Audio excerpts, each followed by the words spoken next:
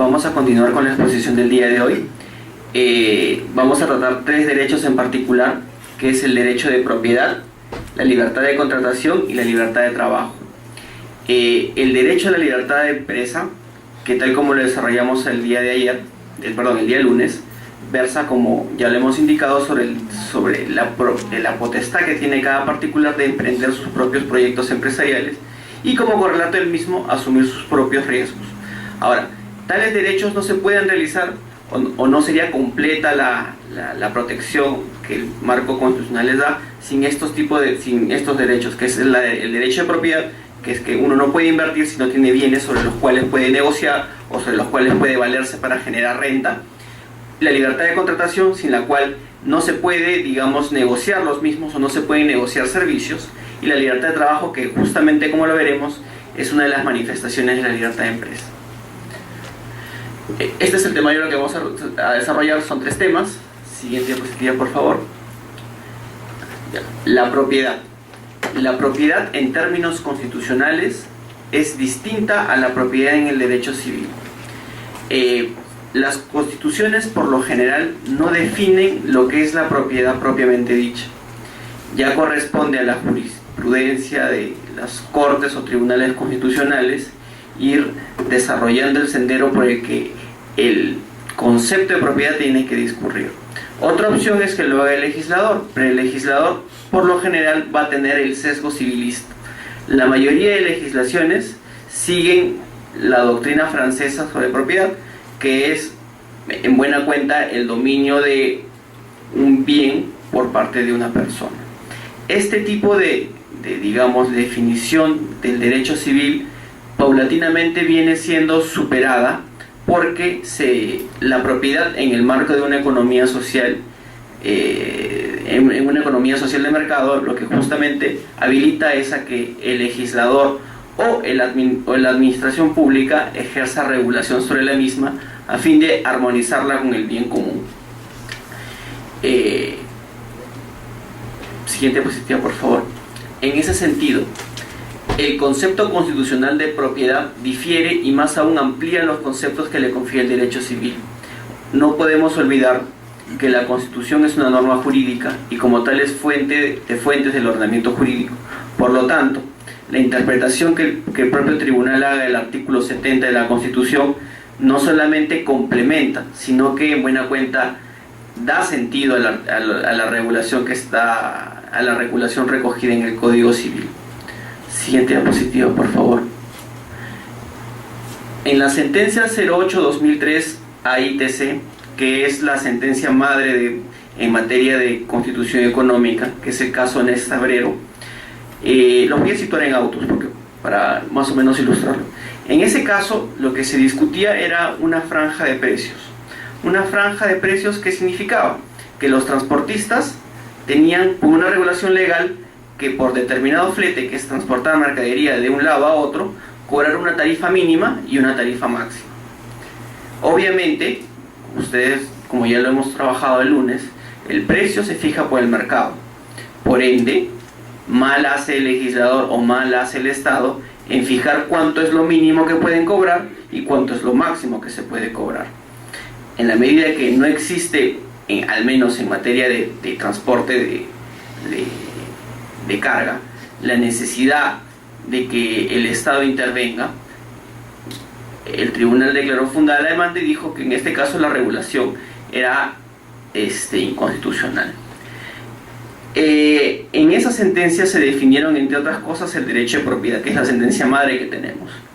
Y básicamente lo que se dijo fue que, establecida en los artículos 8 y 16 de la Constitución, es concebido como el poder jurídico que permite a una persona usar, disfrutar, disponer y reivindicar un bien. Esta es una definición netamente civilista de la misma.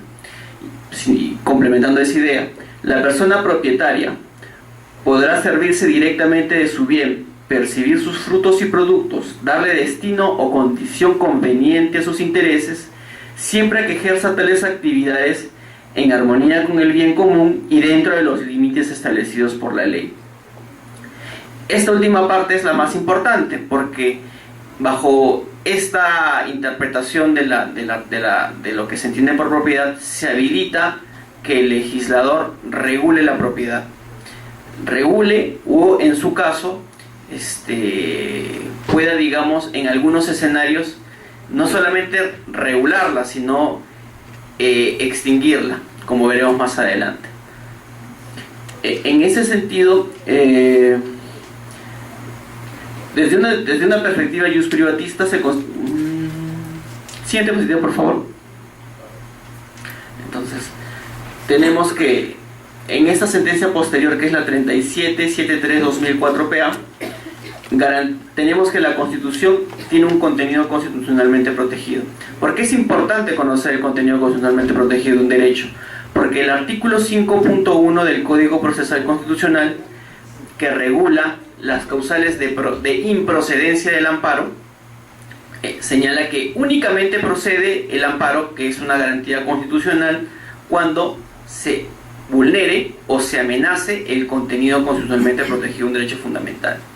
En la sentencia 3741/2004 PA, que es el caso Anicama, que a través de ese pronunciamiento el tribunal define qué se entiende por contenido esencial.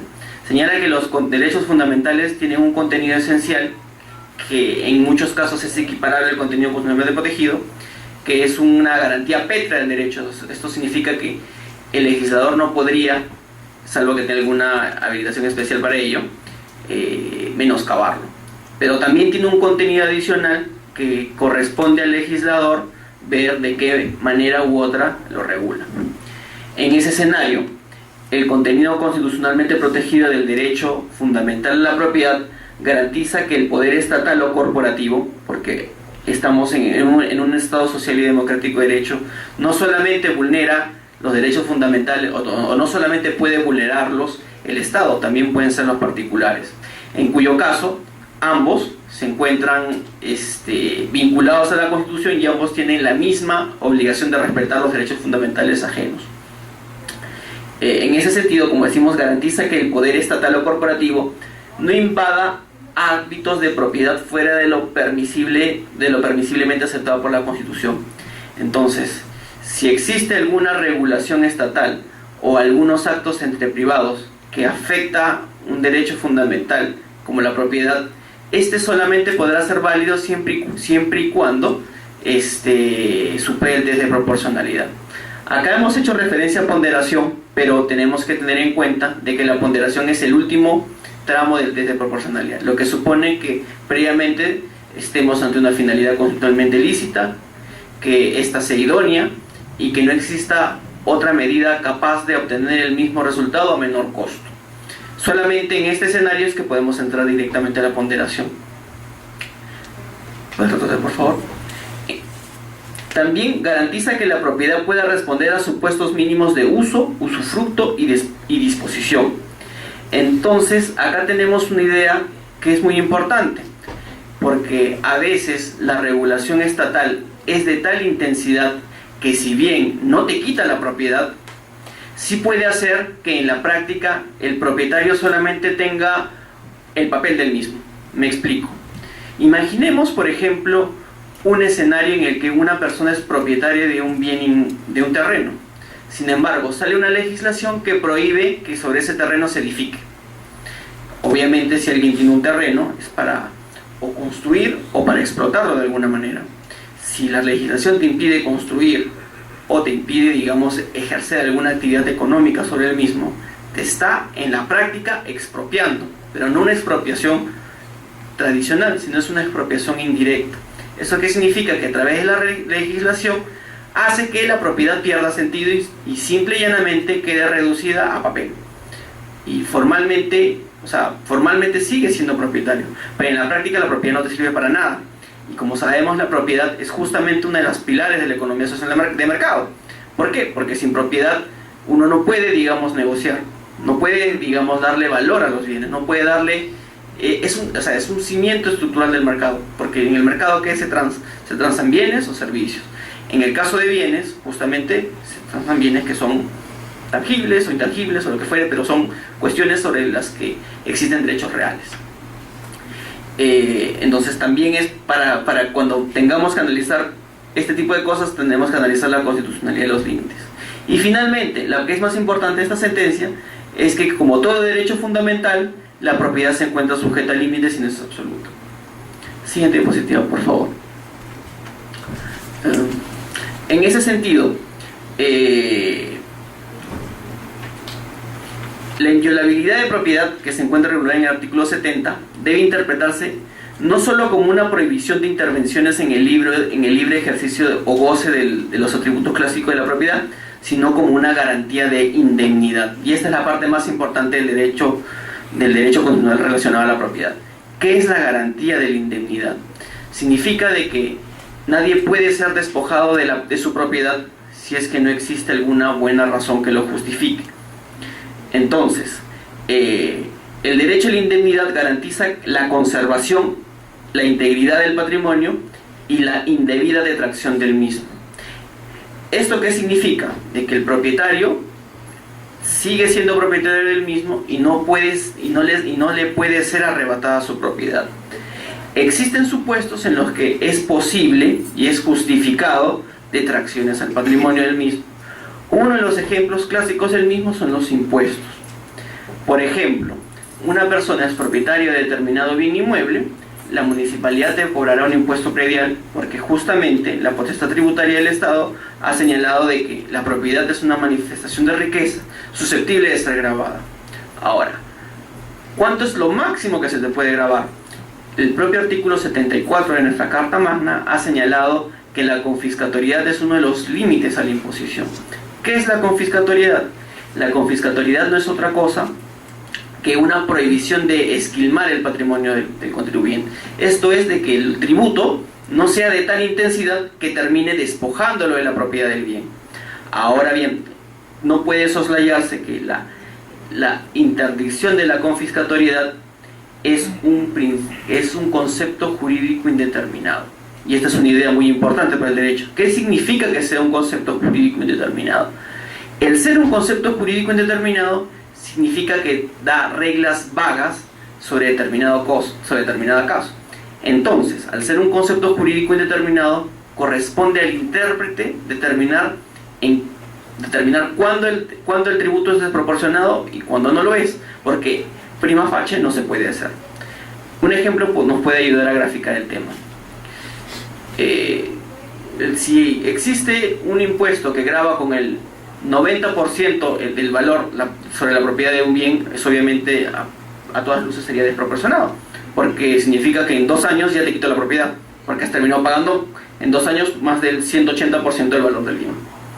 Pero ¿qué ocurre si el tributo tiene una serie de deducciones que, si bien formalmente es 90%, dadas las deducciones que te dan, terminas pagando del 90% un 28%? Bueno, entonces el tributo deja de ser confiscatorio. Este tema es complicado porque presupone que que las deducciones o las inafectaciones o exoneraciones que haya terminen haciendo que formalmente sea 90, pero en la práctica, una vez que haces las sumas y restas, terminas pagando mucho menos. La materia tributaria, según tengo entendido, la van a ver el día viernes con la doctora Tábara. Pero básicamente en eso consiste una de las manifestaciones de la garantía de indemnidad. Que los tributos no sean que la presión tributaria sobre determinado bien no sea de tanta intensidad que termine menguando la propiedad. Por ejemplo, un tributo que grave con el 50%, simple y llanamente, la propiedad de un bien inmueble, es esquilmante. ¿Por qué? Porque en 2 años te quitará el bien. Porque el primer año vas a pagar el 50% del valor y el segundo vas a pagar el 50% del valor. Eso significa que en 3 años ya no tienes propiedad. También esto es importante porque prohíbe la indebida detracción del mismo. Porque no solamente tenemos que las propiedades tienen que tributar y que necesariamente se pague un valor un porcentaje del mismo en aras a la satisfacción de necesidades colectivas, en virtud del deber de contribuir. También, y la parte no menos importante, es de que prohíbe las indebidas detracciones del mismo. Una de las cuestiones más importantes del derecho de propiedad es de que el propietario del mismo tiene todo el derecho de decidir cuándo dispone del bien. Sin embargo, hay supuestos excepcionalísimos en que es posible que el Estado expropie el bien, como lo veremos más adelante. Por una cuestión metodológica les puedo adelantar de que la expropiación es un mecanismo a través del cual el Estado, a través de una decisión de ius imperium, esto es una decisión estatal, decide por una cuestión, digámosle, más importante, que una persona sacrifique su propiedad en aras de un beneficio colectivo. Esto, en buena cuenta, es una expropiación. Te expropio el bien inmueble que es tu propiedad porque es necesario construir una carretera y tiene que pasar por acá. Entonces, como ciudadano estás obligado a colaborar con el Estado a satisfacer esa necesidad pública. Pero, ojo, ese gravamen implica que el Estado tiene que indemnizarte correctamente por el valor del bien. No es una dádiva que el Estado te da, simplemente es tu derecho. Tú eres el propietario del bien y si el Estado requiere tu bien por una cuestión estrictamente necesaria, el Estado tiene que indemnizarte correctamente para que, digamos, exista una equiparidad. Si tu bien, cuando se te expropió, vale 100, tienes que cobrar 100. Siguiente diapositiva, por favor. Ahora, en esta sentencia, que es la 3773-2004 PA, se dijo una cosa no menos importante, que no todos los atributos de la propiedad forman parte de su contenido constitucional. Y esto lo decimos ¿por qué? Porque, como ya lo adelantamos, la tutela de los derechos fundamentales en sede constitucional solo procede cuando se afecta o se amenaza el contenido constitucionalmente protegido. El ejemplo clásico de esto es la posesión. Quien es posesionario del bien no ejerce la propiedad. O sea, la posesión es uno de los atributos del bien. Por ende, todo propietario es poseedor, pero no todo poseedor es propietario. Entonces, todas las controversias que surjan a propósito de un tema de posesión están fuera del ámbito constitucionalmente protegido del mismo, y por ende, cualquier demanda, cualquier parecer, cualquier controversia que surja al respecto, no podrá ser ventilada en el foro constitucional. Siguiente diapositiva, por favor. En la sentencia 48-2004 PI, que es la sentencia de regalías mineras, se explica la doble dimensión del derecho de propiedad y determina, además, que el compromiso del Estado de protegerla y las actuaciones legítimas que se deriven de ella pueden exigir también un conjunto de deberes y obligaciones concernientes a su ejercicio, en atención a intereses colectivos. Siguiente diapositiva, por favor. Entonces, en este caso, el tribunal, que siguiendo el tema de regalías mineras, cuando el artículo 70 de la Constitución establece que el derecho de propiedad se ejerce en armonía con el bien común y dentro de los límites que establece la ley, presupone, de un lado, que el ejercicio del derecho de propiedad de los particulares se desenvuelva de manera acorde con la función social que es parte del contenido esencial del mismo, y que las actuaciones e intervenciones del Estado se sustenten en el interés general como un logro del bien común. En ambos casos, la idea que prima es el interés público, o sea, la satisfacción de necesidades colectivas de la población. Entonces, pueden haber supuestos. ¿Esto qué hace? Legitima al Estado a intervenir. Como ya lo hemos visto el día lunes, en una economía social de mercado, el Estado no puede permanecer indiferente ante actividades económicas. Entonces tiene la posibilidad de regular determinado tipo de actividades empresariales, y así como puede regular actividades empresariales, también puede regular los usos que se dan a la propiedad. Siguiente diapositiva, por favor. Entonces, tenemos que, en síntesis, los límites constitucionales tienen que armonizar estas cuestiones, y eso están en la sentencia 08-2003, que es el caso Néstor Abrero. Hay que armonizar el derecho de propiedad con el derecho del mismo por parte de demás individuos, o sea, entre privados. Si uno tiene una casa en una zona residencial, el vecino tiene que necesariamente construir una casa de las mismas características. Para eso existen las normas de zonificación. Si uno vive en una zona residencial, tiene todo el derecho de que el vecino no tumbe su casa y ponga una fábrica, porque las fábricas, como todos sabemos, generan una serie de externalidades negativas. Las externalidades negativas, ¿qué son? Son, en términos económicos, son un jurídico, las externalidades negativas son las consecuencias que uno asume por actividades de terceros, que necesariamente repercuten de manera negativa. Por ejemplo, si una persona se mueve al costado de una fábrica, el ruido que va a soportar es una externalidad negativa. ¿Por qué? Porque a pesar de no generar el ruido, lo tiene que soportar. Pero también pueden haber externalidades positivas. Imaginemos que nuestro vecino es un embajador. Como es un embajador, siempre su casa va a tener resguardo.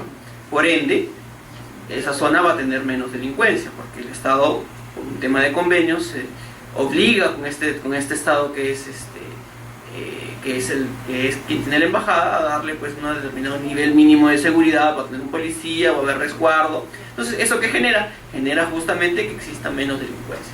Eso que tú no contratas y termina redundando a tu favor es lo que se denomina una externalidad positiva. Entonces, tenemos que existen cuestiones que uno no contrata, que redundan positivamente, una externalidad positiva, como las que redundan de manera negativa. Como este tipo de cuestiones son imperfecciones del mercado, porque en el mercado, en principio, lo que uno contrata es lo que recibe, es que se requiere pues de que el Estado participe.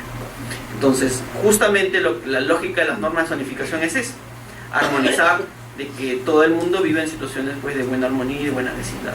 Quienes se dedican a realizar actividad empresarial, actividad industrial, que se vayan a una zona industrial. Quienes se dedican a tener zonas de casa-habitación, que se vayan a determinado tipo de casa. Quienes se dediquen a hacer zonas comerciales, que se vayan a zonas comerciales.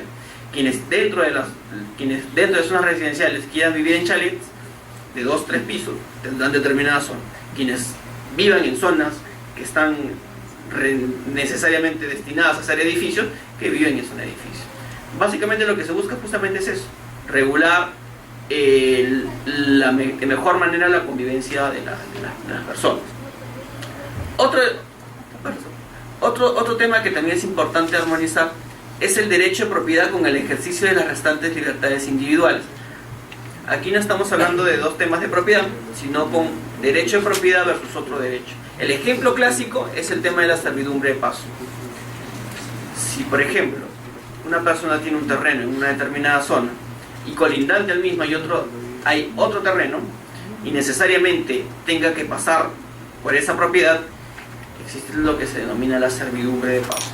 La servidumbre de paso es un derecho real a través del cual un predio sirve, en términos coloquiales, a otro de entrada. Ahora, ¿tiene respaldo constitucional? No lo tiene. No lo tiene porque simplemente es uno de los atributos que no forma parte del derecho de cesión de la propiedad. Sin embargo, hay determinados casos en los que el tribunal puede entrar a ver el fondo. Y se los digo por qué. Porque hay determinados casos en que A y B, que son propietarios de los dos predios, pactan que le van a dar una servidumbre legal. Si ya pactaron, obviamente el derecho de servidumbre está totalmente reconocido, entonces no queda otra que darle el paso. Y eso se puede ver en la vía constitucional. Otro ejemplo del mismo es de que, por ejemplo, el Estado decide entregar terrenos a determinadas personas. Y el Estado, motu propio, a manera de liberalidad, los entrega. En ese caso, el propio Estado, al momento de entregar la propiedad a las personas, les pone las servidumbres que estimen pertinentes. En ese caso también es posible cuestionarlas o, digamos, ventilarlas a la vía constitucional, siempre y cuando el derecho de servidumbre esté debidamente determinado. ¿Y cómo cuando el tribunal entiende que el derecho de servidumbre de paso está debidamente determinado? Cuando está inscrito en registro. Finalmente, también busca armonizar el derecho de propiedad con el orden público y el bien común. Y esto básicamente lo veremos en expropiaciones y tributos. Por el bien común es posible que el Estado expropie de su propiedad en particular. Por el bien común también es lógico que el Estado pueda cobrarle determinado tipo de tributos a determinada persona sobre su patrimonio. Siguiente diapositiva, por favor. Ahora, la Corte Interamericana, la Corte Interamericana también ha entendido a interpretar el artículo 21 de la Convención relacionado al tema de propiedad, según el cual la interpretación que realiza el mismo es que toda persona tiene derecho al uso y goce de sus bienes, y la ley puede subordinar tal uso y goce al interés social. La siguiente regla que sacan de la interpretación del artículo 21, que es muy similar a la peruana, a la Constitución peruana, es que ninguna persona puede estar privada de sus bienes, excepto mediante el pago de una indemnización justa por razones de utilidad público, de interés social, y en los casos y según las formas establecidas por la ley. Siguiente diapositiva, por favor. Ahora acá llegamos a un supuesto que es interesante, pero no por ello menos importante. Ustedes saben que según el artículo 6 del título preliminar del Código Procesal Constitucional, la interpretación que realicen los tribunales supranacionales es vinculante para el Estado peruano. ¿Por qué? Porque según el artículo 18 de la Convención de Viena sobre Derecho de los Tratados, ningún Estado puede oponer su derecho interno para incumplir obligaciones internacionales. Entonces, ¿qué tenemos? Que recogiendo esa norma de Jus Cogens, que es el Pacta Sunt Servanda internacional, el propio Código Procesal Constitucional ha señalado que las interpretaciones de la Corte Interamericana son vinculantes.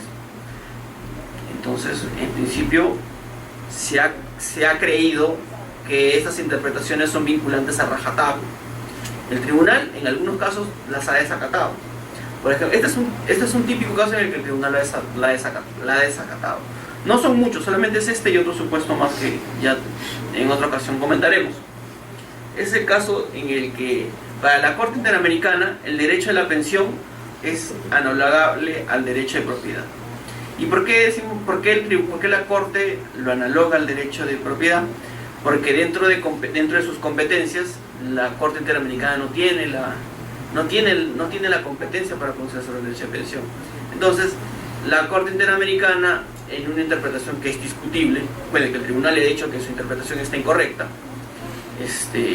ha señalado que el derecho de pensión es totalmente distinto al derecho de propiedad, y en buena cuenta le está diciendo de que sobre este caso nunca debió pronunciarse, que es el caso de 5 pensionistas contra el Perú por el tema de la 2530. La Corte Interamericana de Derechos Humanos señaló que el derecho a recibir una pensión de jubilación constituye un derecho adquirido, por cuanto la Constitución peruana lo reconoce expresamente, y en la medida que fue incorporado al patrimonio de las personas, se encuentra amparada en el artículo 21 de la Convención que reconoce el derecho a propiedad. El criterio de la Corte Interamericana es compartido y asumido expresamente por el Tribunal Constitucional peruano, que en varias ocasiones ha identificado el derecho a percibir una pensión con el derecho a propiedad. Este es un extracto de la sentencia. El tribunal nunca dijo eso. Esa es una interpretación de la Corte para, digamos, asumir competencia en función del competence competence. Competence competence es que cada órgano jurisdiccional decide motu propio sobre qué cosa se va a pronunciar. Siguiente diapositiva, por favor. Entonces acá el tribunal le responde y le dice: tal como este tribunal ha venido estableciendo en su jurisprudencia, se debe precisar que, a partir de las premisas establecidas, si la pensión consta de los mismos atributos de la propiedad privada, cabe la equiparación al respecto. Al respecto, debemos señalar que la pensión, si bien forma parte del patrimonio de la persona que goza el derecho de recibirla, no se puede desprender sin más su asimilación al derecho de propiedad, pues entre la propiedad y la pensión existen diferencias notables que se manifiestan en su naturaleza jurídica, en los actos que se pueden realizar de ellas y en el modo de su transferencia y su titularidad. La pensión y el derecho de propiedad son dos cosas totalmente distintas. Siguiente diapositiva, por favor. En ese sentido, y acá el tribunal hace el distingo. La pensión, a diferencia de la propiedad, no es un derecho real sobre un bien, sino un derecho a percibir determinado monto de pago periódico al que se tiene acceso una vez que se han cumplido los requisitos legalmente establecidos, y precisamente uno de los requisitos consiste en la realización de aportaciones sobre la base de las cuales se otorgaría la pensión, sin que se genere una identidad entre el monto percibido respecto al monto aportado, como se sucede en el sistema privado de pensión. Entonces, ¿qué es lo que dice el tribunal? Por si acaso, los devengados que se han generado son propiedad, son de tu propiedad, pero el derecho a la pensión no es la propiedad. Entonces, hace el distingo. Una cosa es lo que, por ejemplo, la ONP te debe, sin embargo, eso es tu propiedad que está determinada. Entonces, no cabe duda que sobre ese dinero es tu propiedad, pero sobre lo que posteriormente se va a dar, no es propiedad, porque no puedes, digamos, transferir a un tercero, se te puede suspender, la pensión puede caducar. Un ejemplo típico: pensión de invalidez. Una persona tiene una invalidez producto de una contingencia no deseada y se encuentra imposibilitada de trabajar. Esta persona, por el solo hecho de aportar, de cotizar y cumplir los requisitos establecidos, tiene derecho a una pensión de invalidez. ¿Qué sucede si con el tiempo esta persona se encuentra en la aptitud de volver a trabajar de nuevo? Obviamente la ONP, mediante sus fiscalizaciones periódicas, va a determinar que esta persona ahora sí puede trabajar. Entonces, ¿qué es lo que hace? Le va a declarar la extinción de la pensión, porque los motivos por los cuales se le entregó ya no existen. Al no existir, simplemente le dice: señor, a partir de la fecha usted deja de percibir la pensión, porque en virtud de nuestra facultad discrecional de fiscalización hemos determinado que los motivos por los cuales se le otorgó ya no existen. esta persona no puede decir, no, que yo ya había, digámosle, yo he pedido un crédito bancario y me he endeudado con el banco pensando pues que la pensión mía esté entregada pues hasta infinito. Eso no es, obviamente son cuestiones totalmente distintas. Pero la lógica de mostrarles esto es porque justamente a veces hay conflictos entre la jurisprudencia supranacional y la jurisprudencia local, ¿no? Y no solamente en este caso sí es evidente que el tribunal le ha respondido y le ha dicho, por si acaso, ustedes pueden haber dicho tal cosa, pero nosotros interpretamos que la Constitución es así. Pero hay supuestos en los que esta diferencia no es tan marcada. Entonces, tenemos una interpretación que es totalmente válida de la Corte, pero los magistrados tienen una interpretación del Tribunal Peruano distinta. Pero no por ello una es correcta y una es incorrecta, porque en el derecho las interpretaciones son así. O sea, no existe una interpretación única, no es una ciencia exacta. Hay interpretaciones que se pueden dar, dos interpretaciones son válidas, ninguna es peor ni mejor que la otra, pero son válidas. Lo único que hace el derecho es proscribir. O sea, en interpretación jurídica no tenemos una interpretación válida, una que prime o una mejor interpretación sobre el resto. Lo que sí tenemos son interpretaciones que quedan descartadas. Se descartan interpretaciones que son caprichosas, arbitrarias, que vulneran pues bienes jurídicos importantes. Ahora, salvo que estemos ante un tema en el que determinado derecho fundamental tenga que ser interpretado de mejor manera, sí es posible decir que uno puede tutelar en mayor medida un derecho fundamental, pero no por ello es que sea inválida, sino que el juez al momento de optimizar los derechos tiene que, digamos, velar por satisfacer en mejor medida los derechos de los particulares, pero sin que esto enerve pues otros fines jurídicos. O sea, va a ponderar, o sea, no necesariamente la mejor interpretación que tutela un derecho es la que debe primar, porque también hay otros bienes jurídicos en juego. Entonces tiene que, digamos, sopesar sus decisiones, los efectos económicos, los efectos sociales del mismo, la posibilidad de que lo que se sentencia se ejecute, porque también de nada serviría de tener una sentencia que solamente se quede en el papel. Siguiente diapositiva, por favor. Siguiendo la lógica de por qué el tribunal se distingue entre pensión y propiedad, señala que entre los actos que pueden realizarse sobre la pensión existen diferencias bastante marcadas.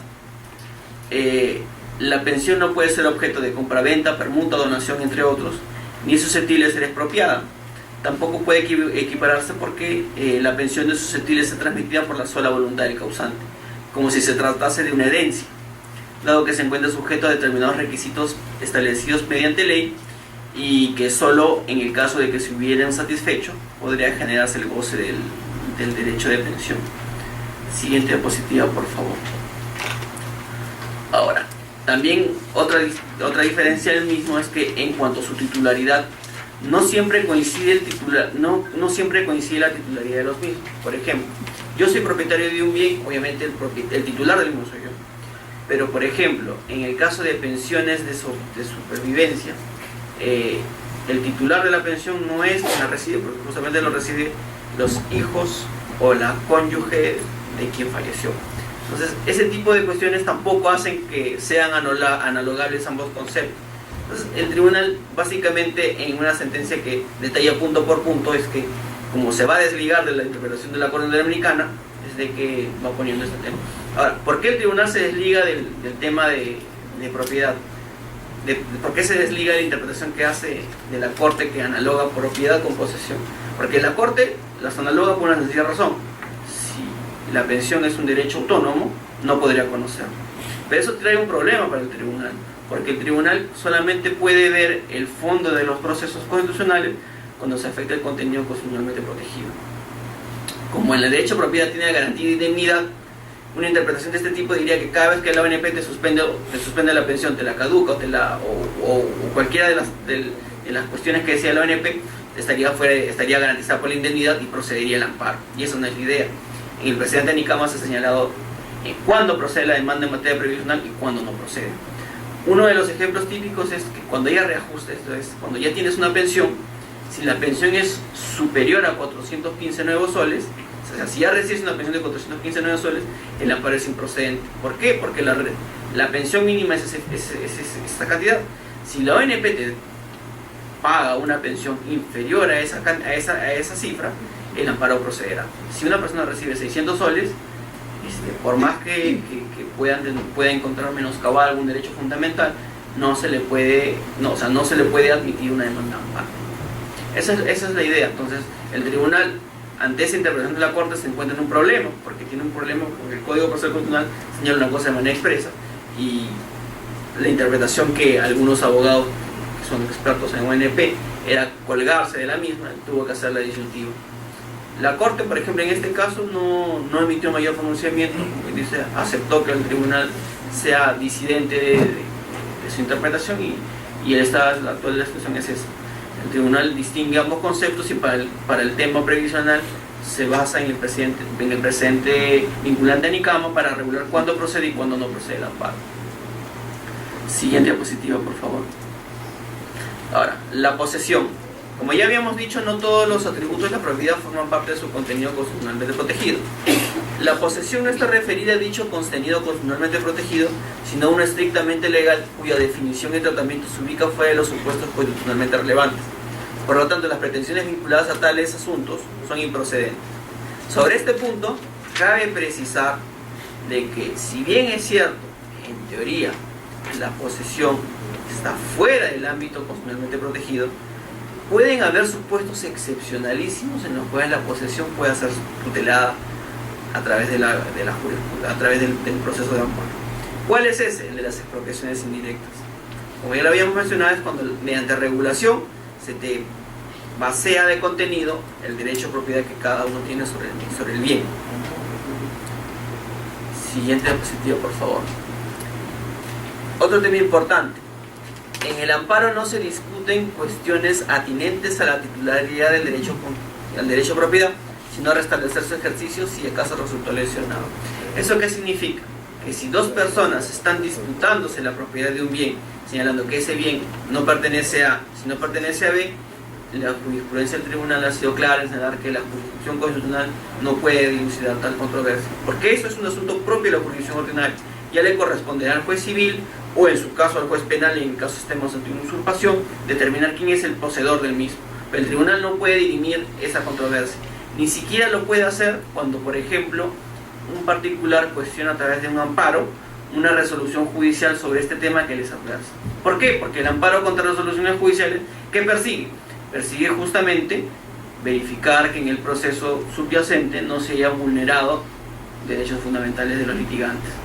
Una cosa es que se te haya vulnerado el derecho a la pluralidad de instancias, esto es, que no se te haya permitido apelar, o que el requisito para apelársela que se te haya impuesto sea desproporcionado, en cuyo caso el tribunal declarará fundada la demanda, pero nunca va a pronunciarse sobre el fondo del litigio subyacente. Simplemente lo que se hace es un análisis externo. ¿Esto qué significa? Que el tribunal reconoce que la jurisdicción ordinaria es la competente para dilucidar quién es el poseedor del bien o quién es el propietario del bien. Si existe alguna irregularidad concerniente al debido proceso y a sus manifestaciones, va a retrotraer los efectos del proceso hasta tal efecto, dejando a salvo la posibilidad de que el juez, bueno, no la posibilidad, dejando a salvo el poder deber del juez para que se pronuncie sobre el particular. Un ejemplo claro. Asumamos, por ejemplo, que se decide rematar el bien inmueble de una persona a sus espaldas. Entonces, se inicia el remate de un bien inmueble, pero al propietario no se le cita. Entonces el propietario, cuando llega un momento, se entera pues que se va a someter a remate su bien. Obviamente, si es que el demandante acredita en el amparo, acredita que el proceso de ejecución se llevó a sus espaldas, habría una vulneración del derecho de defensa. Entonces, ¿cómo el tribunal repara eso? No repara diciendo, señor, usted es el propietario y por ende le corresponde el bien, sino que retrotrae los efectos del proceso para que esta persona intervenga.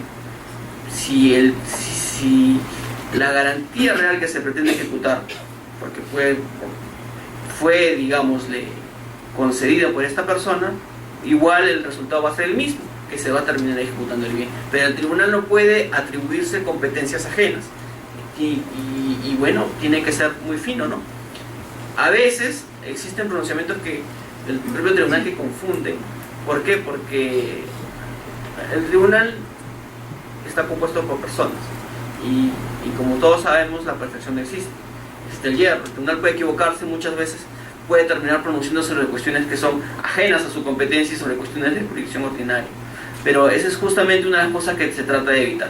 No digo que nunca ha ocurrido, probablemente alguna vez, pues, digámosle, el tribunal se ha equivocado. Yo a veces discrepo con las sentencias que se emiten, trabajo ahí, entiendo con mayor razón de que el propio Congreso o, por ejemplo, los legisladores entiendan que el tribunal ha usurpado competencias ajenas, que el CNM se ha atribuido competencias, que el CNM consigue que el tribunal se ha atribuido atribuciones ajenas, pero ese tipo de cuestiones son cosas que se van a dar.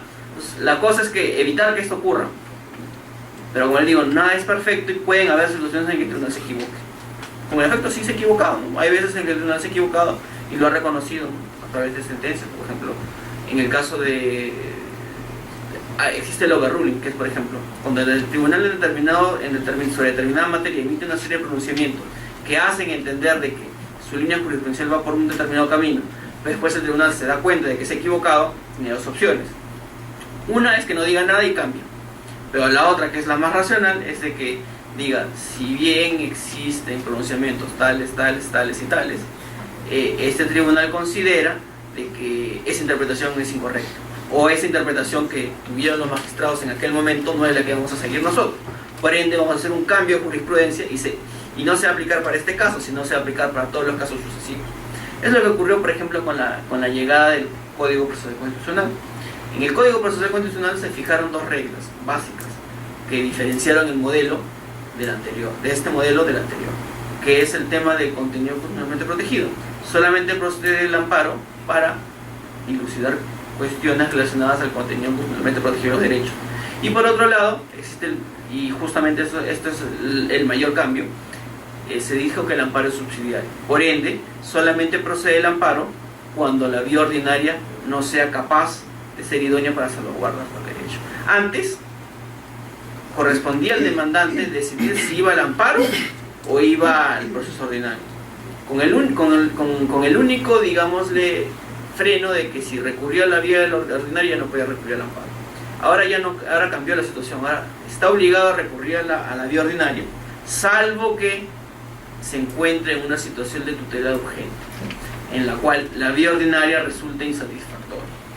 ¿Esto qué ocasiona?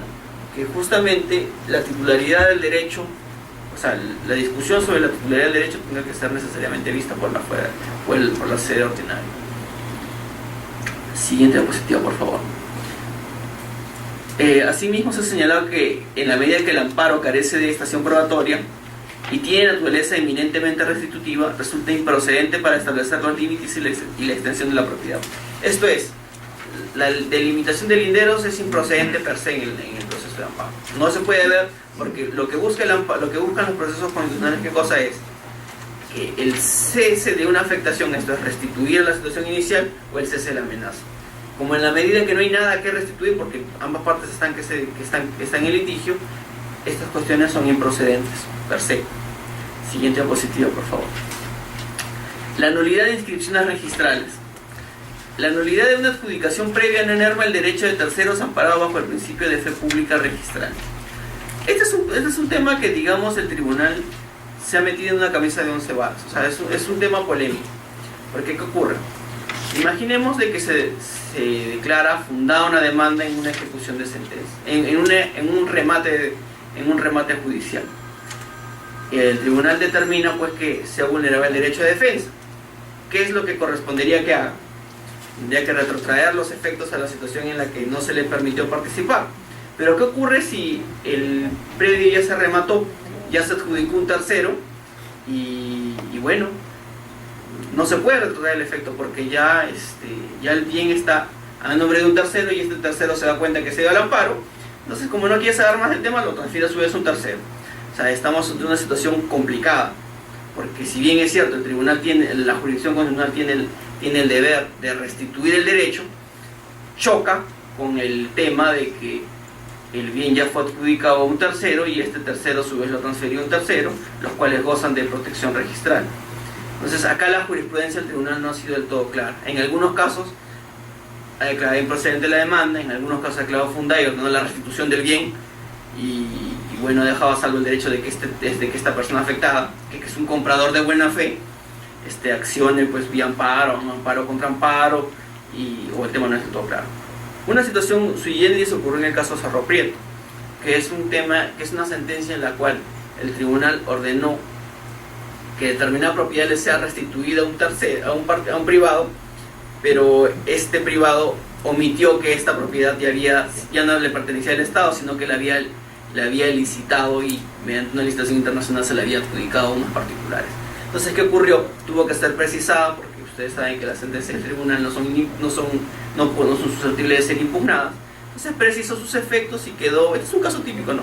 El tribunal agarra y dice, fundada la demanda y devuelve la propiedad tal, del Estado que devuelve la propiedad tal. Entonces viene B y dice, pero la propiedad no es del Estado, sino es de B. Entonces él le dice al tribunal, oiga, el Estado no se ha defendido porque no tiene ningún interés en defenderse porque ya vendió la propiedad. Entonces yo que adquirí la propiedad, yo debí haber participado. Entonces el tribunal terminó morigerando y dijo, bueno, sí, pues en la medida de que no declaró nulidad de su sentencia, pero sí precisó los efectos. Los efectos de la devolución no implican los efectos que no implica la restitución de un tercero de buena fe, y hasta ahora siguen litigando porque, si bien es cierto, no implica la devolución del bien, o sea, si bien es cierto, implica que el bien del Estado que fue adjudicado a un tercero se respete, hay un tema de partidas que digan de aquí hasta acá, de acá hasta acá, y el tema todavía no termina. Entonces, pues el tribunal ahora está siendo muy cauto.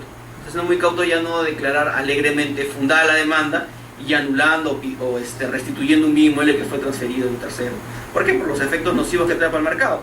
Porque justamente lo que busca el registro público, ¿qué cosa es? Es darle seguridad al mercado. Entonces, si una persona es lo suficientemente diligente de mirar en el registro público quién es el propietario, no puede ser enervado a esta inscripción, porque justamente es lo que dice el Código Civil, no puede ser enervada mediante una sentencia judicial que se tramitó justamente a sus espaldas, porque esta persona que fue el adquiriente de buena fe no participó en el amparo porque justamente la parte que quiere recuperarla no tiene ningún interés en incorporarlo, porque obviamente tiene el incentivo de recuperar su bien. Entonces, si quiere recuperar su bien, litiga contra la persona que en algún momento fue propietario y hoy ya no lo tiene. Como hoy día ya no es el propietario, no tiene ningún interés en defenderse. Entonces quedan situaciones de asimetría en la información que necesariamente el tribunal ya tiene que definir de una vez. O sea, la cuestión es así, claro. Por restituir un derecho de alguien que efectivamente se le violó el derecho, no puedes afectar el derecho de un privado, tercero, que nunca participó en el proceso y que, digámosle, tiene tanto derecho de la propiedad como la persona afectada. Sobre ese punto, como les digo, todavía el tribunal no tiene una posición clara. Han habido supuestos en que sí declaró fundada la demanda, ordenó la restitución del bien, y el tercero vino en aclaración, vino en nulidad de sentencia y está en litigios subyacentes que van por ahí. Otra vez en que el tribunal dijo improcedente porque ya no se puede devolver el bien, y bueno, tenemos este caso que es sui generis y que todavía no termina. Siguiente diapositiva, por favor. Este es un caso que conversamos el día lunes, que con su propiedad uno puede hacer lo que quiera, siempre y cuando no vulnere derechos de terceros. Por ejemplo, en el libre desarrollo de la personalidad, cada uno puede pintar su casa del color que le plazca. Si bien el municipio puede incentivar que determinado tipo de personas pinten su casa de determinada manera, no puede sancionarlos por no hacerlo. Un ejemplo claro, ¿qué es lo que sí podía hacer la municipalidad de este caso sería de Punta Hermosa? Si quiere que todas las personas pinten su casa de blanco, ¿qué no puede hacer? No puede sancionar, no puede poner, si no pintas tu casa de blanco, 1000 soles de multa. Pero lo que sí puede hacer es, si tú pintas tu casa de blanco, pagas la mitad de impuesto predial. O sea, puedes crear los incentivos necesarios, pero no sancionar a rajatabla. Siguiente diapositiva, por favor. Existen también litigios en los cuales los propietarios cuestionan potestades municipales. En este caso, tenemos de que un municipio X ordenó el desmontaje de una escalera por motivos de seguridad. Entonces el propietario dice, pero para mí la escalera está bien, o sea, nadie se ha caído, nadie se va a caer. Entonces el municipio le dice, nuestros inspectores de seguridad han determinado que esta escalera no cumple normas técnicas de seguridad. Entonces es un peligro para los habitantes del bien que siga la escalera ahí, pues una escalera de caracol. El tribunal dijo, bueno, si la municipalidad ya decidió retirarla por motivo de seguridad, no puedo atribuirme esa competencia, porque la competencia de seguridad, determinar cuándo es seguro y cuándo no, es una competencia municipal. Entonces, yo como tribunal no podría, o la jurisprudencia, o el Poder Judicial no podría subrogar al alcalde o al funcionario municipal y decir, en este caso, la retiro o no la retiro, siempre y cuando exista pues una motivación, ¿no? En ese caso, la orden de retiro de la escalera está motivada, señalando que en tal fecha fue constituido los inspectores. Los inspectores determinaron y ponen ahí su plano, sus hechos. Entonces, en ese caso, es obvio que la decisión es arbitraria. Entonces, el tribunal la declara infundada. Siguiente diapositiva, por favor. Ahora, el tema de servidumbre de paso ya lo hemos visto. La competencia de la justicia constitucional de la libertad está referida únicamente a la protección de derechos fundamentales y no a la solución de controversias que tengan asuntos de mera legalidad. Es decir, si tenemos una servidumbre de paso entre dos bienes, obviamente que tenés que poner el derecho de propiedad con el derecho de libre tránsito. Pero a través del habeas corpus, a través del amparo, no se puede determinar que se otorgue o no se otorgue. Simple y llanamente lo que nosotros vemos es si existe el derecho de servidumbre, que se ejecute. Pero este derecho de libre tránsito tiene que estar previamente determinado de manera suficiente y clara. Por ejemplo, si ambas partes tienen un contrato de escritura elevada de escritura pública, es obvio pues que una parte no puede, digamos, posteriormente negarle la servidumbre de paso, y podríamos verlo mediante habeas corpus. ¿Qué no está dentro del servidumbre de paso? Que una persona compra un terreno y compra el otro terreno, entonces le dice, bueno, como no puedo pasar a mi terreno, tienes que dejarme pasar. Esa es una cuestión meramente civil y que en todo caso se verá, y si existe algún tema de daños o existe alguna disposición civil que lo permita, tendrá que verse en la propia vía civil, pero no en la vía constitucional, porque es un asunto de mera legalidad. Si le da el permiso o no le da el permiso, si negoció o no negoció, esas son cuestiones que no tienen nada que ver con la libertad individual. Por ende, el habeas corpus es improcedente. Ojo que el habeas corpus, a diferencia del amparo, no solamente presupone la afectación u amenaza del contenido constitucionalmente de un derecho fundamental. El habeas corpus presupone además, o la procedencia del habeas corpus se encuentra supeditada además a que se vulnere el contenido constitucionalmente protegido de la libertad individual o de algún derecho conexo. Esto es de que existe una relación de causa-efecto entre el derecho a la libertad y el otro derecho fundamental, o que se encuentren completamente ligados. Por ejemplo, si una persona es condenada a una cantidad N de años de pena privativa de la libertad y se vulneró su derecho al debido proceso porque no se le permitió impugnar la sentencia, es obvio que en ese caso la afectación de la libertad está indisolublemente ligada al derecho a la pluralidad de instancias. Entonces, a través del habeas corpus se podría ver una afectación al derecho a la pluralidad de instancias si es que no se le permitió apelar la sentencia. ¿Qué cosa no está fuera del ámbito, qué cosa está fuera o qué cosa no está vinculada a la libertad individual? Por ejemplo, que en ese proceso no se le haya permitido, o un ejemplo más claro que podría graficar ambas cosas. Una persona vive en una determinada casa y un día la municipalidad tapia la puerta porque dice que en esa casa se ejerce el meretricio. En ese supuesto presenta su habeas corpus y dice: se ha vulnerado mi derecho al domicilio, que es un derecho conexo a la libertad individual. No puede entrar a un domicilio donde yo estoy. Entonces el tribunal, ¿qué cosa va a analizar? Si en efecto se ha tapiado por esa razón, en cuyo caso declarará infundada la demanda, porque si bien es cierto, esta persona es el guardián de ahí, declarar, pues, en este caso la persona no vive ahí, lo que hay es un burdel. Entonces, como es un burdel, la clausura del local es una facultad municipal que no tiene nada que ver ahí la jurisprudencia del tribunal. Pero distinto sería el caso, por ejemplo, que una persona que se dedica que tiene un negocio de panadería, se clausura la panadería por no tener licencia de funcionamiento. Entonces se tapia la entrada.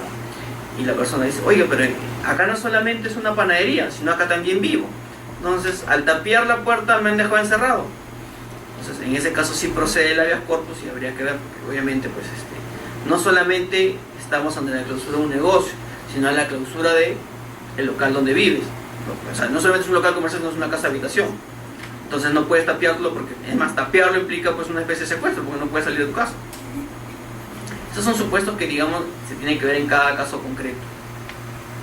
Siguiente diapositiva, por favor. Esto es lo mismo que veníamos conversando. Siguiente, por favor, para ir avanzando. como les decía, la importancia de este caso es que previamente tiene que terminarse la servidumbre paso y esta tiene que, digamos, de estar determinada de manera clara, ¿no? Siguiente, por favor. Siguiente, por favor. Ahora, último de los temas. La propiedad tiene, dentro de sus límites, una que está expresamente regulada para los extranjeros, según la cual los extranjeros no pueden adquirir propiedades en los 50 kilómetros próximos a las fronteras. Es una, digamos, es una regla que está expresamente contenida en la Constitución, que puede discreparse o no, porque en estas alturas de la vida pensar de que un ciudadano extranjero adquiere la propiedad en los 50 kilómetros cercanos a la frontera o sea, en su momento sería importante, porque ahí podría tener pues un tema de filtración, o digamos de una colonización encubierta, subrepticia, pero me parece de que esta norma que está, que no por eso deja de tener vigencia, ya no tiene mucho sentido. La clave por lo cual existe esta regresión es la seguridad nacional. Siguiente diapositiva, por favor. Bueno, siguiente diapositiva, por favor. Ya llegamos al tema más importante, que es la expropiación. La expropiación consiste en la potestad que se concretiza con un acto de derecho público por el cual el Estado priva coactivamente a un particular o a un grupo de ellos de la titularidad de un determinado bien. Para ello es preciso que el Poder Legislativo lo declare mediante ley sobre la base de una extensa causa real y apremiante de seguridad nacional o necesidad pública. La expropiación, ¿qué cosa es? Es un acto de ius imperium a través del cual el Estado considera que determinado bien tiene que necesariamente ser transferido forzosamente al Estado porque o una necesidad pública de interés nacional y que en buena cuenta, sopesando pros y contras, necesariamente una persona tiene que estar privada del mismo. Ojo que esto tiene una reserva legal absoluta, que significa que necesariamente tiene que contar con una aprobación del Parlamento. Una municipalidad motu propio no puede, porque la municipalidad no expide leyes, pide ordenanzas. Si una municipalidad quiere expropiar, tiene que recurrir al Parlamento. Si un gobierno regional quiere expropiar, tampoco puede, porque emite ordenanzas regionales, tiene que recurrir al Parlamento. Esa es una garantía que dieron los constituyentes, porque, como todos sabrán, durante el gobierno del general Velasco hubieron algunos excesos. No quisiera entrar a ver temas políticos si fue conveniente o no, pero la cosa es que hubieron excesos. Entonces, a fin de tutelar esos excesos, es los constituyentes preveyeron que sea mediante ley y que se pague una indemnización justa y preciada antes de que se expropie, porque de lo contrario nos correríamos el riesgo de que se pague con bonos o con un tipo de títulos que pueden menguar el pago del mismo. Siguiente diapositiva, por favor. Acá es muy importante ver un fallo supranacional de otro país. La Corte Constitucional Colombiana, por su parte, define en mejor medida la expropiación y señala que el fundamento constitucional de la expropiación parte de dos presupuestos que se relacionan entre sí. Por una parte, en el poder del Estado en aras de la prevalencia del interés general para obtener aquellos bienes pertenecientes a cualquier particular que sean necesarios para garantizar el cumplimiento de sus objetivos estatales, y por otro, el carácter no absoluto del derecho a propiedad, pues tiene como límite general ceder ante esto. O sea, por un lado tenemos la potestad del Estado en maximizar el beneficio de la sociedad, y por otro, la obligación del particular de que, si eso ocurre, tiene que necesariamente ceder su propiedad. Siguiente diapositiva, por favor. Entonces, tal como está regulada en la Constitución, en el artículo 70, la expropiación debe obedecer a exigencias de seguridad nacional o necesidad pública. Si no existe seguridad nacional o necesidad pública, en principio la expropiación no debería proceder. Está sujeto a una reserva de ley absoluta, es decir, que debe declararse mediante una ley expedida por el Congreso. Supone la obligación del Estado de pagar en efectivo la indemnización justa y preciada. Así que tenemos que necesariamente la expropiación tiene que tener como causa una exigencia de necesidad pública o seguridad nacional. Tiene que contar con una aprobación del Congreso y que tiene que indemnizar. ¿Cuáles son los problemas que hemos tenido acá? El principal problema es con el impuesto a la renta. Ustedes saben que el impuesto a la renta grava precisamente la ganancia. Entonces, ¿qué ocurre? Una persona adquiere, por ejemplo, un bien inmueble en el 2000. En el 2000 un inmueble en San Isidro valía tranquilamente $180.000. Hoy día ese mismo inmueble, o hasta menos, $100.000. Hoy día ese inmueble vale el doble, si no es el triple. Ahora, no quisiera entrar a los temas de por qué el inmueble ha subido, si estamos en un burbuja o no, pero la cosa es de que ese inmueble lo compró a $100.000 en el 2000, y hoy día vale el doble. Entonces, ¿qué es lo que va a hacer el Estado? Si quieres expropiarte el inmueble, te va a decir, vamos a tasar el bien, y el bien inmueble vale 200. Como vale 200, toma los $200.000. Entonces, una vez que te paga, viene la SUNAT y te dice, por si acaso acá hay una ganancia, porque tú has comprado a 100 y lo vendes a 200. Entonces, ese 100 que has ganado tiene que tributar impuesto a la renta porque es una ganancia de capital. ¿Qué es una ganancia de capital? A ver, las rentas se clasifican en qué? Rentas productos, significa, yo me dedico a vender bienes, la ganancia de los bienes es el fruto. O sea, tenemos un árbol, por cada manzana que produce el árbol, la manzana es la renta. Pero hay determinado tipo de bienes que no son comerciables. Por ejemplo, un ejemplo muchas veces puede ayudarnos a graficar mejor las cosas. Un tractor es un activo. Para una empresa que vende tractores, el tractor es mercadería, porque se dedica justamente a vender tractores. Sin embargo, para una empresa agroindustrial, el tractor es un bien, es un activo, pero no es un activo circulante porque no se dedica a vender tractores. Para la empresa agroindustrial, el tractor es una herramienta de trabajo, es un activo fijo. Si este activo fijo es vendido, genera una ganancia de capital. Entonces, justamente, hay determinados escenarios en que las ganancias de capital están grabadas con impuesto a la renta. A partir del todo lo que se compra a partir de determinada fecha, no recuerdo qué año es, todo lo que uno compre y posteriormente se venda a mayor precio, que no esté destinado al giro del negocio, está grabado con impuesto a la renta. Entonces, tenemos esta situación. Entonces, si la SUNAT me va a cobrar el 30% de la ganancia, al final no me está pagando los 200 que vale mi bien inmueble, sino me está pagando 170. Y hay 30 que perdí, hay $30.000 que perdí. Y sin embargo, no es que yo haya querido vender, sino que el Estado me ha dicho, usted tiene que darme su casa. Yo no puedo decir que no, porque no tengo el derecho de negarlo. Lo único que tengo derecho es que se me indemnice correctamente. Entonces llegó este caso al tribunal, que es el caso Agrícola San Agustín, que salió publicada recién hace unos meses. ¿Y el que se dijo? Si tu indemnización es 200, la SUNAT no puede coger el 30% de tu ganancia, de una supuesta ganancia, porque uno, no hay ganancia, y dos, lo que busca la indemnización es equiparar. Si tu bien vale 100, poner una balanza 100 para que exista esa equivalencia, porque estamos ante impuridad de una relación sinalagmática. Esto ha causado mucho escozor, porque es una acción polémica. Ahora, habían dos soluciones. Una solución, ¿cuál era? Que esta indemnización, o sea, que el Estado cuando indemnice pague el 30% adicional. Pero como le digo, son salidas que el tribunal tampoco puede ver, porque el tribunal no se dedica a decir qué salida es mejor o peor, sino que ante determinada incorrección simplemente va y corrige y enmienda. Ahora ya corresponderá al legislador ver cómo solucionar ese tema, pero por un tema de justicia me parece que si este bien vale 200, tienes que resarcirlo con 200. Si después vas a mandar a la SUNAT para que cobre el 30% de la ganancia, no te estarían indemnizando con una correcta equivalencia. Yo, por favor. Y acá, esta es la parte más importante del tema de la expropiación. La privación de la propiedad como consecuencia de la potestad expropiatoria no constituye una limitación, porque el límite implica resguardar su contenido esencial. Como acá el propietario no se queda con el bien, la privación de la propiedad como consecuencia del ejercicio de la potestad expropiatoria no constituye un supuesto de limitación, sino un sacrificio del mismo.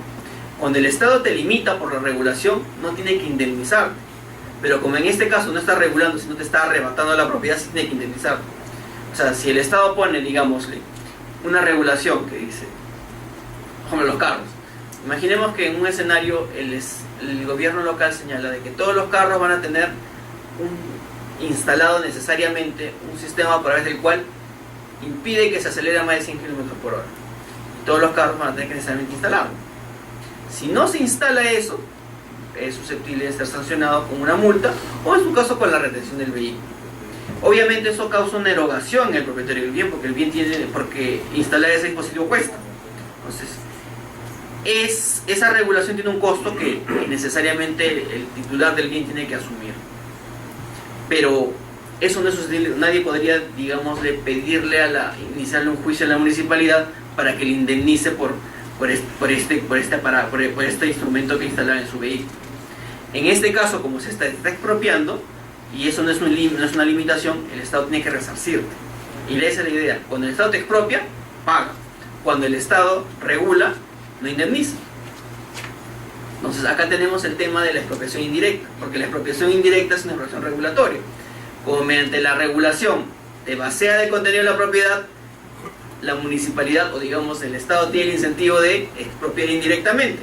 ¿Por qué? Porque cuando expropia indirectamente no indemniza.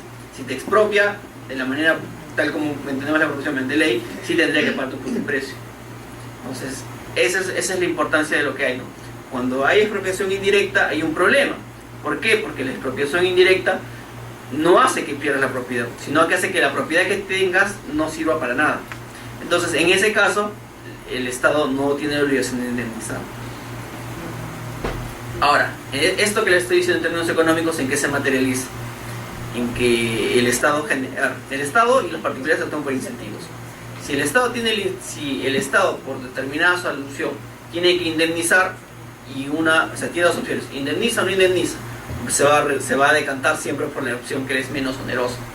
Entonces la lógica es de que el Estado tenga el incentivo de ir por la expropiación indirecta. Siguiente diapositiva, por favor. Ahora acá tenemos temas de regulación a favor del Estado. El Estado puede entregar propiedad a determinados particulares por N razones. Por ejemplo, les entrego determinado terreno a determinada comunidad para que haga una iglesia, le entrego un terreno a determinada comunidad para que haga un colegio, a un club o lo que fuera. ¿Qué ocurre si esta comunidad no hace lo que el Estado dijo? O sea, el Estado le entregó un terreno a una comunidad para que haga un colegio, al final deciden hacer un parque.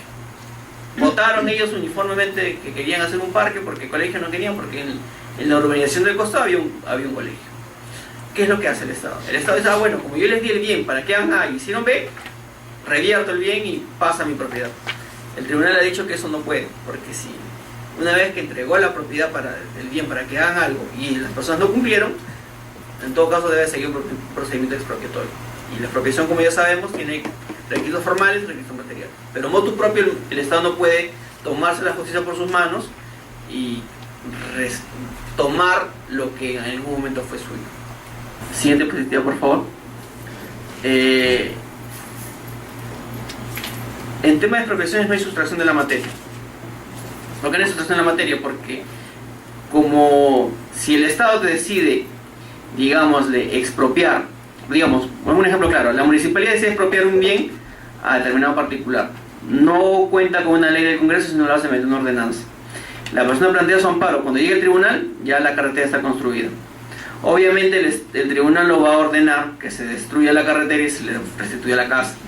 Ahí lo que va a hacer es que va a declarar fundada la demanda, no va a declarar improcedente, va a declarar fundada y va a decir que el monto indemnizatorio se calcula en la vía ordinaria y va a remitirlos a todos al Ministerio Público para que determine pues la eventual comisión de un delito, que sería pues abuso de autoridad.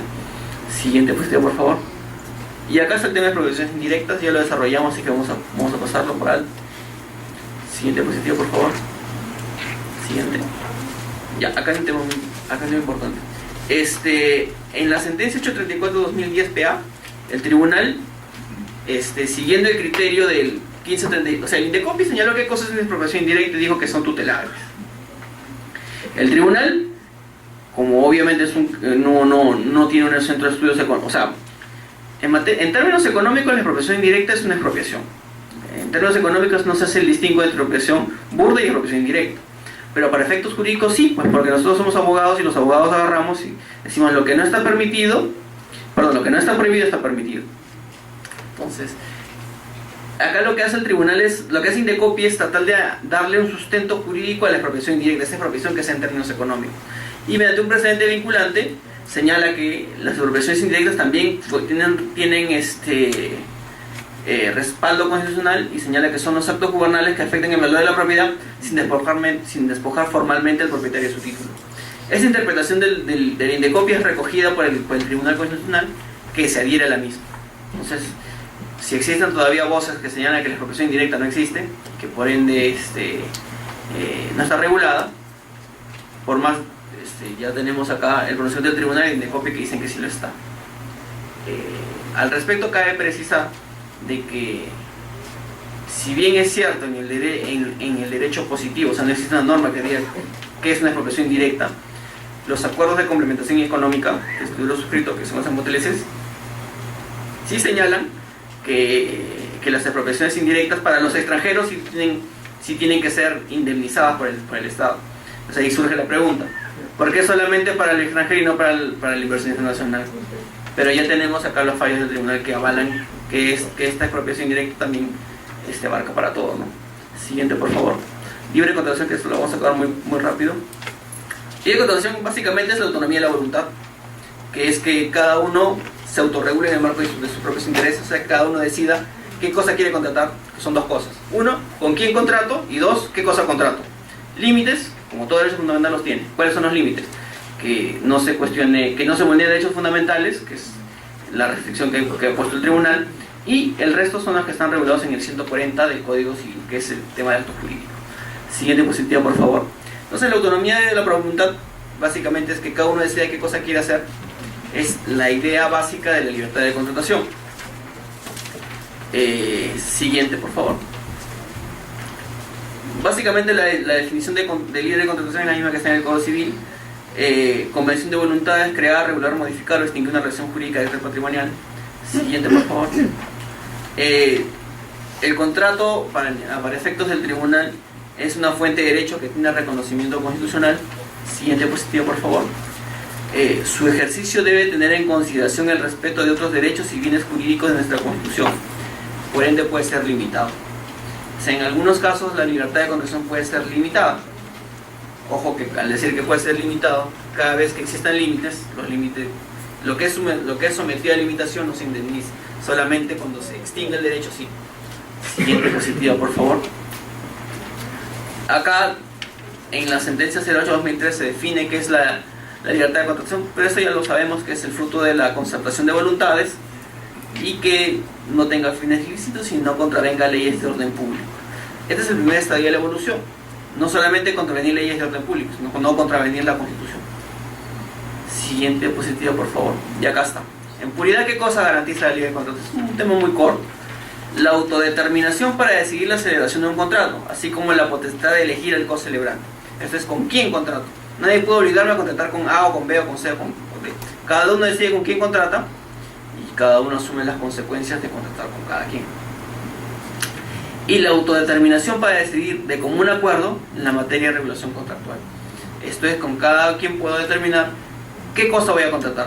Uno, yo contrato con A y no con B. Y una vez que decidí contratar con A, sobre qué cosa voy a contratar. Cada uno es libre de contratar lo que fuere, siempre y cuando no menoscabe derechos fundamentales ni normas de orden público. Siguiente.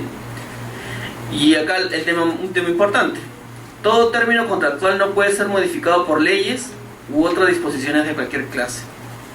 Esto es, mediante una ley no se puede modificar un contrato. Siguiente. La revisión del contenido de un contrato no puede ser determinada en sede constitucional.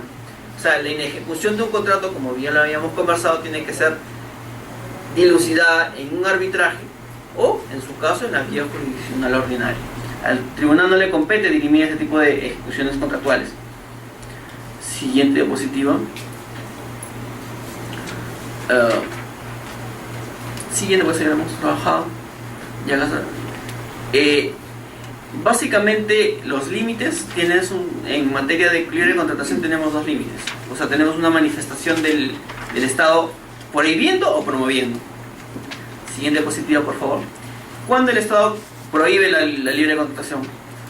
Señalando que ningún pacto contractual puede oponerse al contenido protegido de otros derechos fundamentales.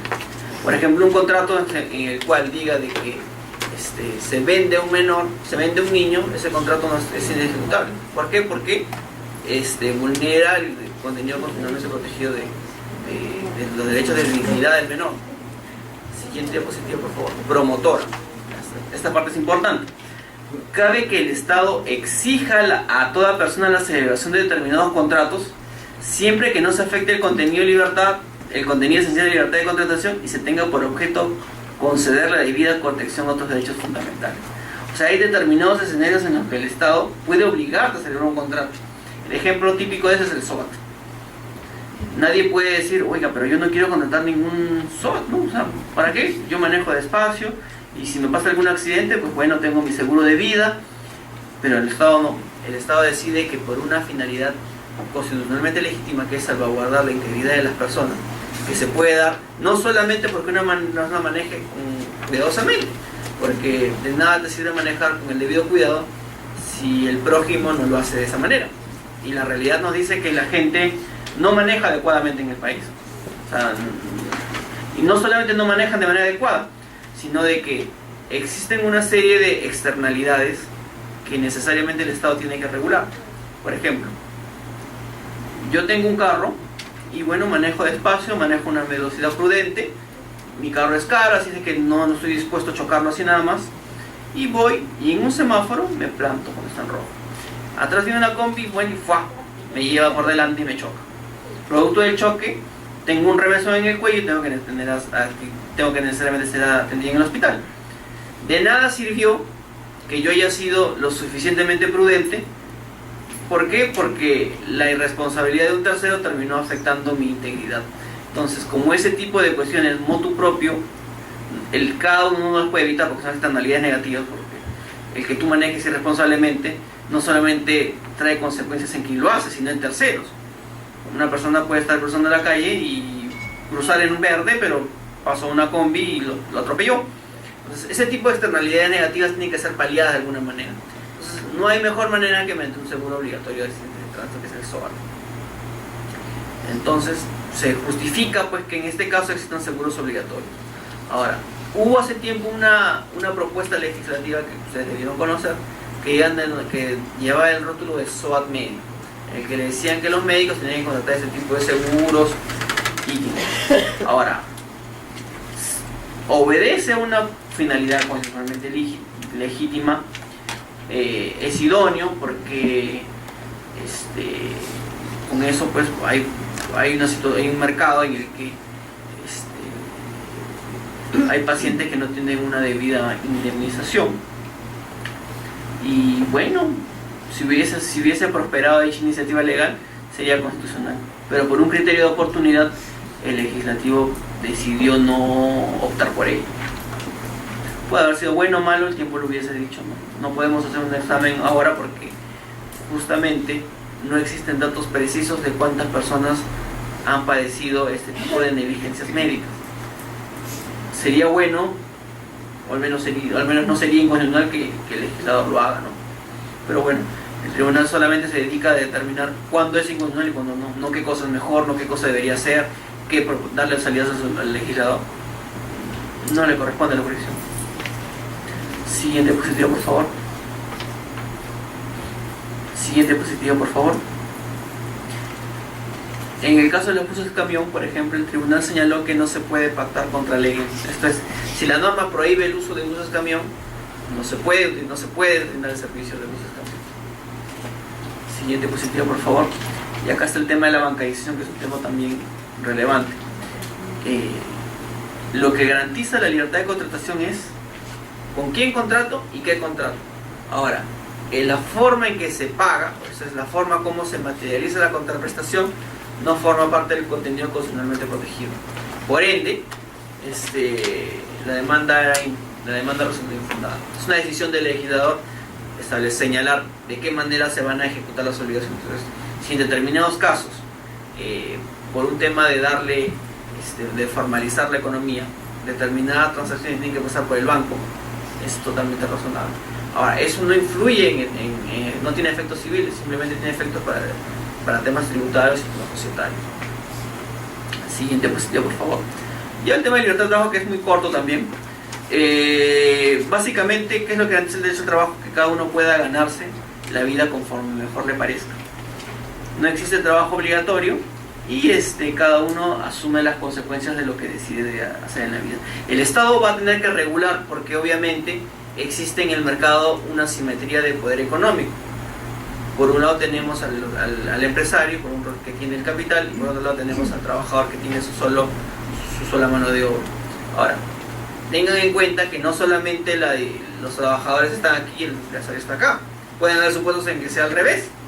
Entonces, justamente en ese caso, que no se puede negar, hay sindicatos que tienen mucha presión. Entonces, lo que hay que hacer, o la manera como la jurisdicción constitucional articula esto, es ponderando. Por lo general, el trabajador goza de una serie de prerrogativas, como por ejemplo, goza de presunción de inocencia, goza, por ejemplo, del principio de indubio pro trabajador y una serie de garantías que se le dan. En una lógica de mercado, o sea, una economía de mercado, que no sea social de mercado, no existiría ningún tipo de regulación y cada uno trabaja como mejor le parece. A destajo, 16 horas semanales, sin ningún tipo de regulación en materia de higiene y salubridad. Dado el carácter social que tiene el Estado tiene o resguarda su derecho de intervenir en las relaciones entre los particulares que se dan entre empresarios y trabajadores para poner pisos mínimos. ¿Pisos mínimos en qué medida? Señores, ustedes no pueden pagar menos de esta cifra. Señores, ustedes, a todos los que trabajen en determinadas zonas, tienen que darles cascos y botas con punta de metal. Señores, ustedes no pueden contratar menores para estas tareas. Señores, si ustedes contratan menores, no les pueden hacer trabajar más de determinado número de horas. Señores, si ustedes tienen una persona que está gestando, le tienen que dar determinado tipo de horas pagadas o determinado tipo de beneficio. Por ejemplo, tienen que salir más temprano para que vayan a atenderlos, o pueden llegar un poco más tarde para que les den el acta. Ese tipo de regulaciones que están dadas en materia económica, si bien es cierto, son interferencias en el derecho a libertad de contratación, pero son interferencias o son intervenciones razonables. Y obviamente, en un Estado social y democrático de derecho, las personas no son bienes.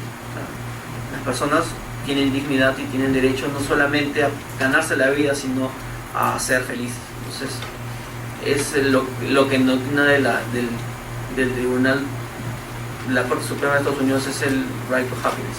O sea, el derecho a tener una vida conforme lo que quieras y asumir las consecuencias o no de tus actos y ser felices en la mejor manera. Siguiente diapositiva, por favor. Esto, como dijimos, es comprende el derecho de todo trabajador a seguir su vocación y dedicarse a la actividad que mejor responda a sus expectativas.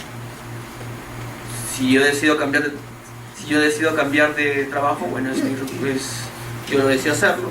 Si consigo uno mejor, el empleador no me puede decir no te puede decir. Cada uno decide, por eso, como les decía, los salarios se fijan por la ley de oferta y la demanda. Si un trabajador es más eficiente, el empleador le va a pagar más. Y si no le paga lo suficiente, va a venir un empleador con mayor poder económico y se lo lleva. Esto es lo que ocurre, por ejemplo, con los ingenieros de mina. Como hay pocos ingenieros de mina, los que son buenos ganan una barbaridad. Y no es que ganen una barbaridad porque sean más inteligentes que otros, que otra gente que otras cosas, sino porque el mercado necesita ingenieros, necesita gente que se dedique solamente a eso. Y como hay pocos, y dentro de lo que hay pocos, muy pocos aún son muy buenos, ganan sueldos exorbitantes. Uno que trabaja en una mina grande está ganando una cantidad de X. Entonces, como hay pocos ingenieros de minas, viene una mina y le dice te voy a pagar el doble, entonces se va. No existe posibilidad de retener, salvo que existan pactos entre privados en los que, por ejemplo, muchas gracias por su atención, que han este tema de libertad de trabajo he tratado lo mínimo esencial y bueno, muchas gracias por su atención.